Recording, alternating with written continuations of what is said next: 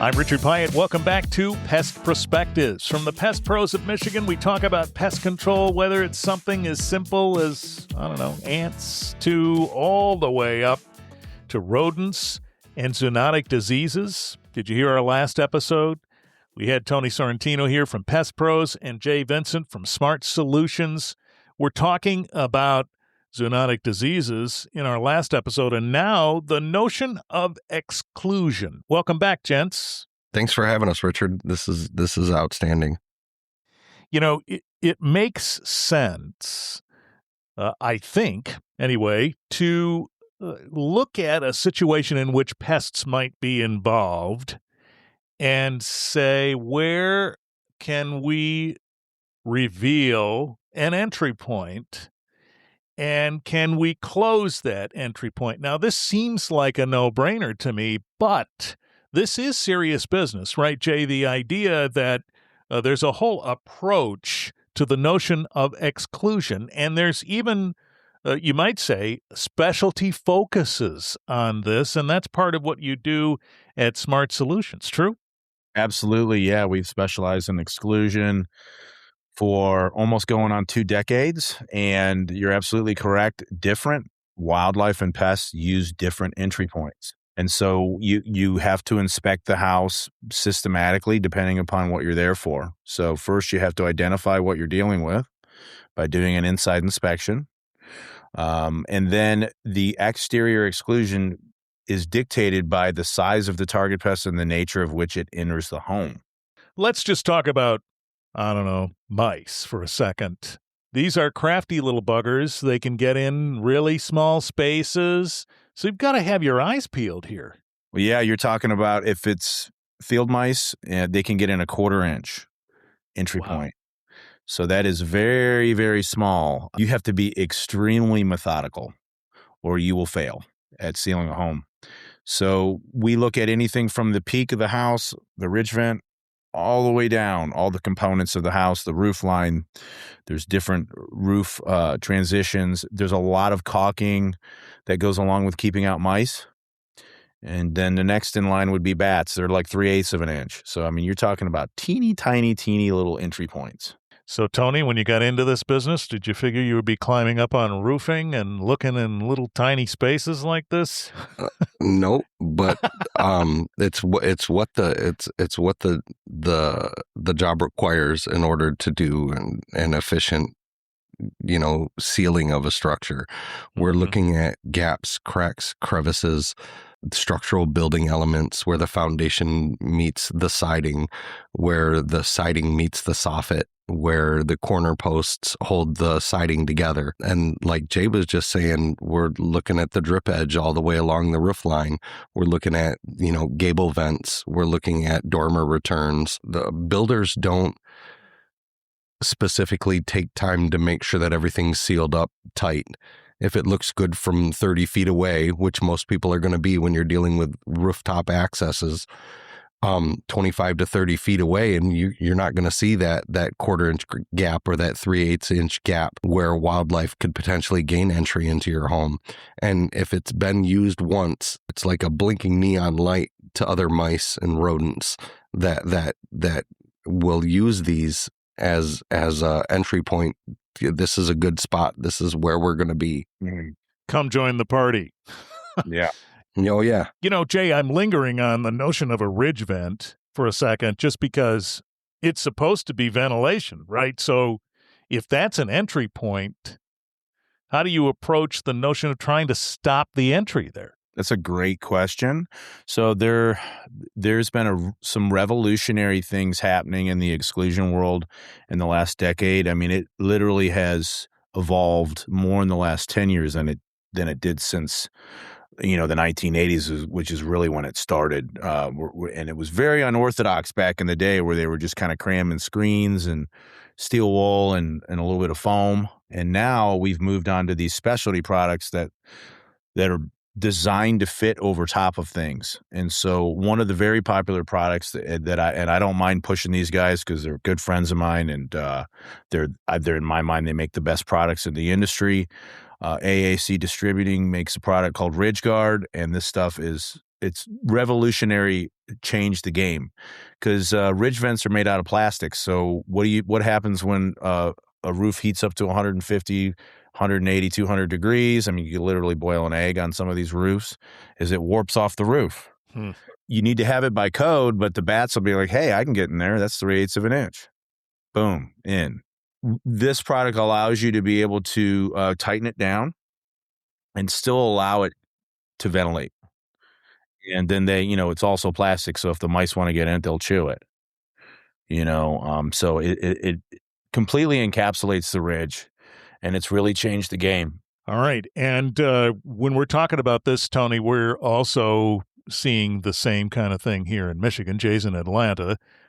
You both have regional perspectives and what's most common in your particular areas of the country, but we deal with the same thing here in Michigan too, right? Mm-hmm. Absolutely. And we use AAC products as well. There's, a lot of myths that you see online. Put a bar of Irish Springs in there. And that's I've got pictures of bars of Irish Spring that have been chewed up by rodents. The plug-in ultrasonic frequency generators, I don't know of any credible sources that say that works. And I've never seen one work the way they said it's going to work on the internet. Yeah, we hear that in the classic car world too, about Irish Spring bars in your glove box to keep them out of there. And, Irish Spring smells great, but I guess it's not a pest control device after all. Jay, what's the most challenging exclusion situation that you've seen? Wow, that's an amazing question. So we do high-level rope work. So we've done work 20, 30, 40 stories, 50 stories in the air where we're dangling off the sides of skyscrapers. But one of the most challenging ones we ever did was the top of an elevator control room that was a glass roof.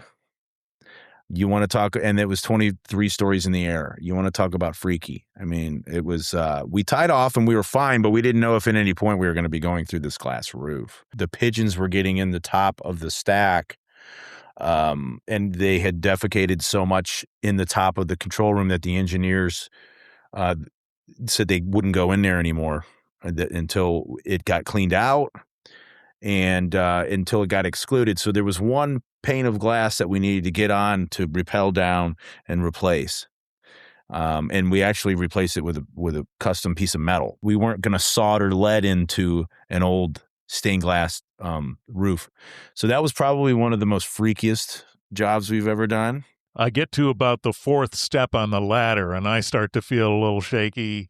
What did you say? 23 stories? Yes. Oh, man. Tony, you ever do something like that?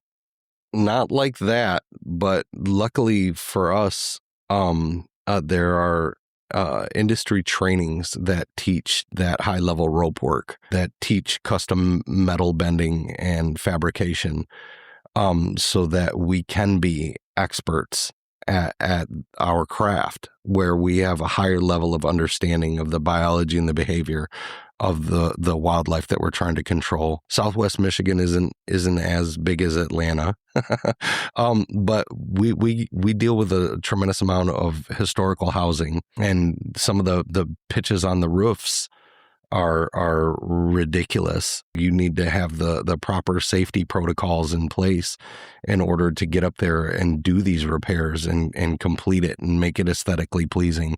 Because, with these historic houses, a lot of it is, curb appeal, and they want it to look like nothing ever happened. So we pride ourselves on that, being an expert at this craft. In our last episode, I asked this as it related to zoonotic diseases. I'll ask it again, Jay. What should folks do? What do you recommend they do when they walk around their own property and they're looking for entry points or suspicious activity that might involve the noises they're hearing in the walls or in the attic? What should they be looking for? As a layman, just looking through our own lenses? So you'd be amazed on what you will find when you walk around your house. And so some of the places I always recommend people to look at are going to be areas where the water is draining more than it would be in other areas, like parts of the yard that don't drain well next to the house, bushes that might be up against the house, trees that are touching the house. Oftentimes, animals will take advantage of these areas of shade, cover, and water because it creates food, water, shelter for them. You've got acorns and things coming off the trees.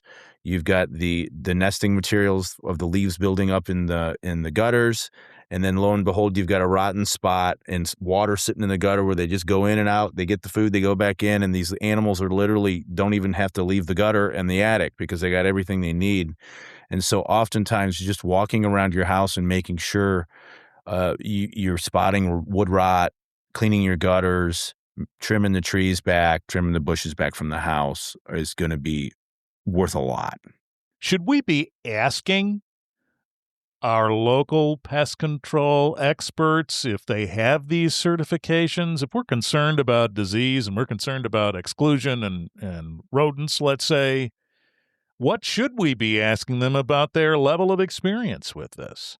That's an amazing question. I would recommend that they do have state and national training, that also they're licensed through the state, that they're insured, they're properly insured, and that they have safety training. And one of the main, I feel like, focal points should also be that they take pictures before and after of their work and that they have a portfolio to prove that they do custom high-end exclusion work, because there's a difference between something being aesthetically pleasing and that is going to last for years, that will also abide by code, and something that's kind of unorthodox. And we're in an industry that's not regulated a whole lot. So that is up to each individual company to take the pride in to do that. And I find that less than 5% of companies do take pride in what they do. I mean, you got a plethora of people to call, and you just, as a consumer, you don't really know what to look for. So some of these things are going to be like portfolio, a track record,